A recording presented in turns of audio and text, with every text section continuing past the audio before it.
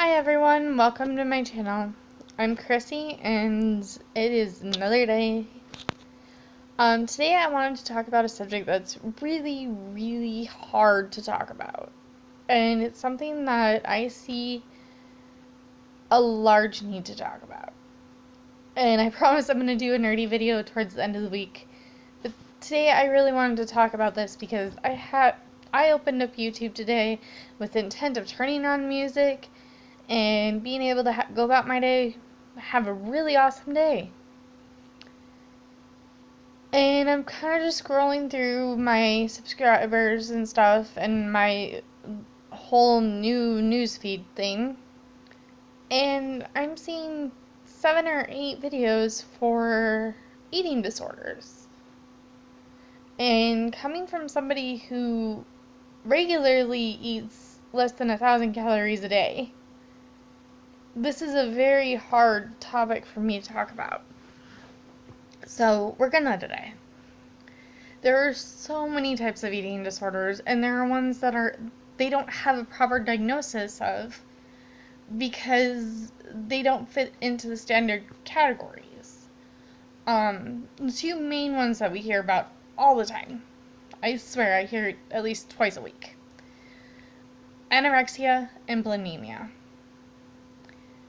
Both are deadly, and they're both they're girls that will starve themselves to the point where their waist is as big as my wrist, which isn't very big. I can still fit into child's bracelets if that gives you an estimation of how large my wrists are.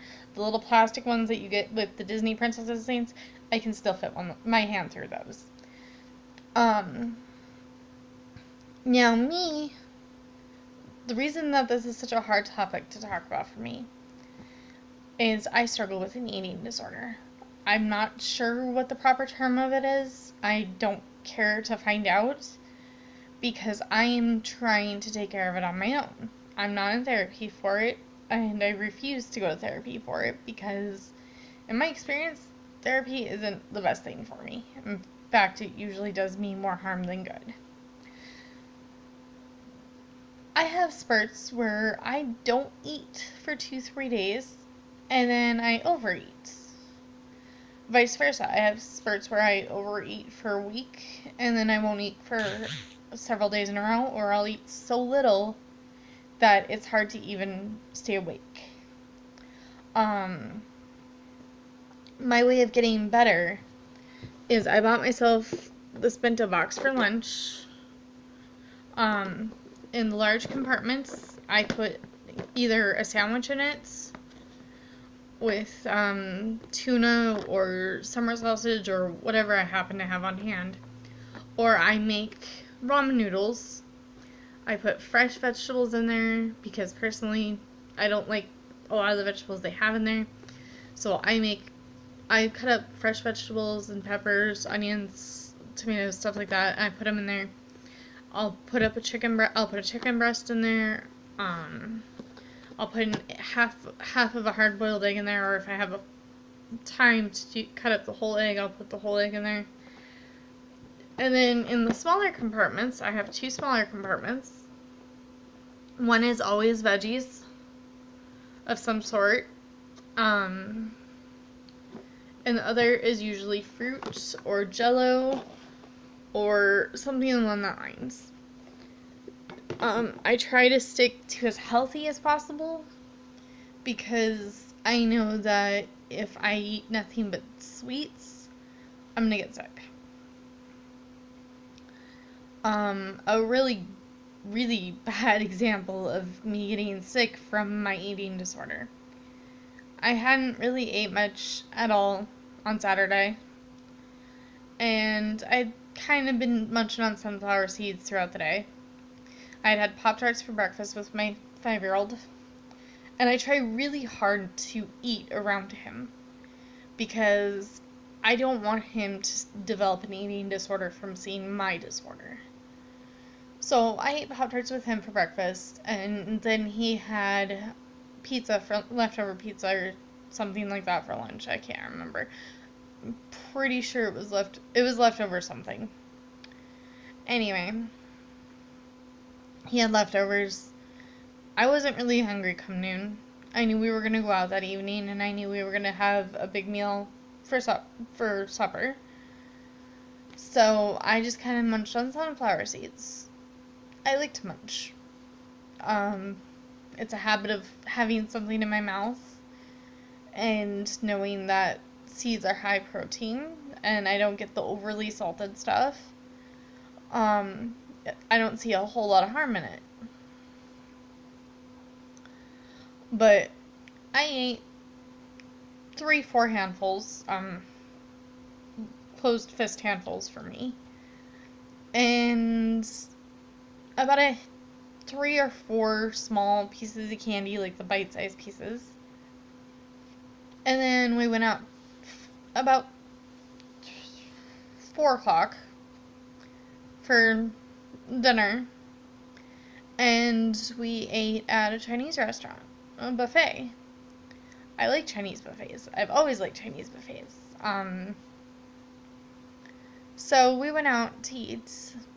I put crab meat on my plate, veggies, some noodles and rice. Anything that looked good to me, I put on my plate. I had 2 plates like that. And then I really wanted sweets. I like my sweets. But I didn't want to overeat on the sweets. But I did anyway because it's me. I got a plate. I put this banana bread, but it was strawberry, on my plate. I put a couple cookies on my plate. The little coffee cake things, I put 2 or 3 of those on there. And I felt good. I'm sitting there I love sweets. I especially love Oriental sweets. And I sat down. I ate my sweets. I had ate my 2 plates of food. My son had ate a full plate of food, pretty much.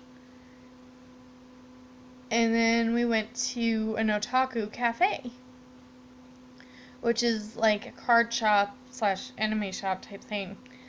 And for those who don't know, and they have arcade games there. It's really fun. And for me, it's like heaven. And we stayed there for a little while. I bought some Japanese sodas. I bought my Pocky biscuit sticks. And we get home. I open one of my sodas. I'm sitting there drinking soda like it's nothing. And then we eat some stir fry to end off the night. About halfway through that bowl of stir fry, I realized I had overate that day. My stomach was upset. There was nothing wrong with anything I ate. It was I had overate. Now, I know that this is a lot of me training my stomach to live on practically nothing, which isn't anybody's fault but my own. I've taught myself to do that because I've been so self-conscious about my body for so long. I still see myself as the fat teenager, even though I'm 27 years old, and I'm not as heavy as I was. I've definitely lost weight.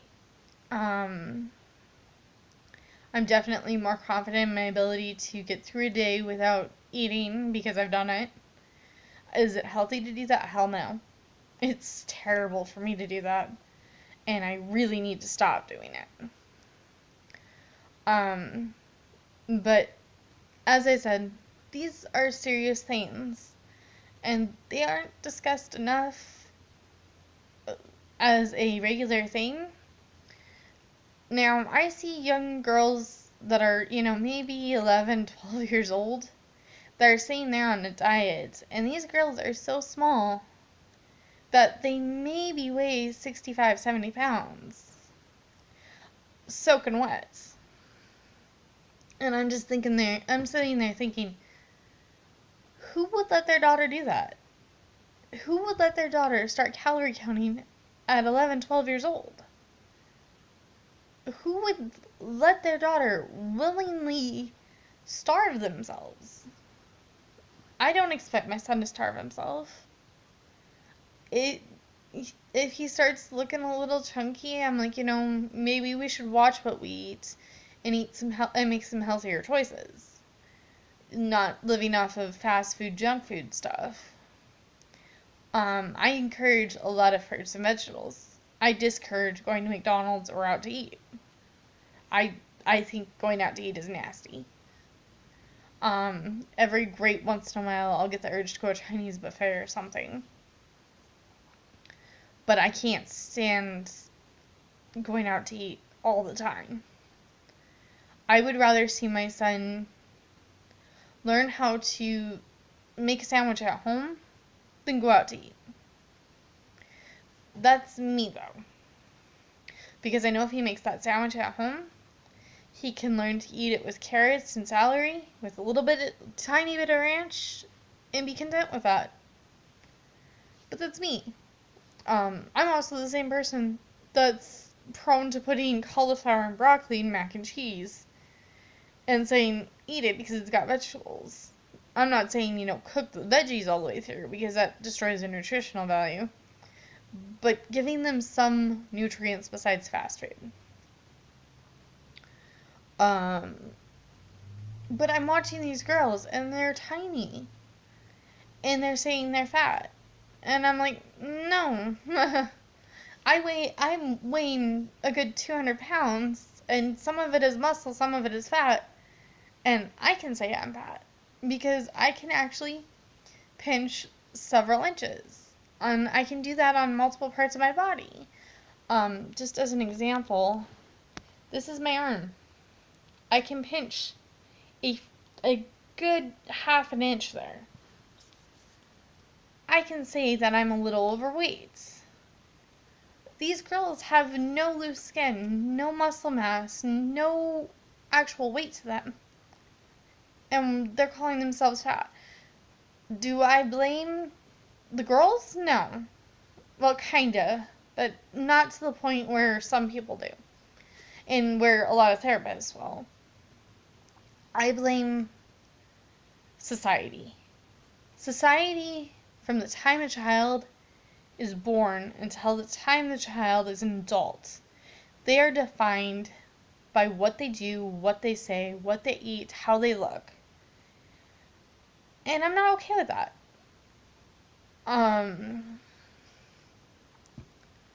It's bullshit. Point blank. I see a lot of hatred on my YouTube feed for Eugenia Cooney. She suffers with an eating disorder. I'm sorry, nobody is naturally that skinny. Naturally as a child, I was really skinny. I outgrew that at like 12, 13 years old. I put on weight. This YouTuber, Eugenia Cooney, you can see every single bone. You can see the massive amounts of dehydration in her body, and she doesn't look healthy. She looks sick. But I'm not saying that, girls that are 11, 12 years old should weigh, 200 pounds either. Weight is supposed to go by your height. But people also forget that it goes off of your body type too, which leads down to genetics. Anyway, I'm going to cut this short here in a minute, but I'm not blaming Eugenia Cooney. I'm not blaming these girls. I'm blaming the people around these girls that interact with these girls every single day, because they see the flags and they're not stepping in. Step in, step up, do something. That's all I got for today. I will see you guys next time. Have a nice day.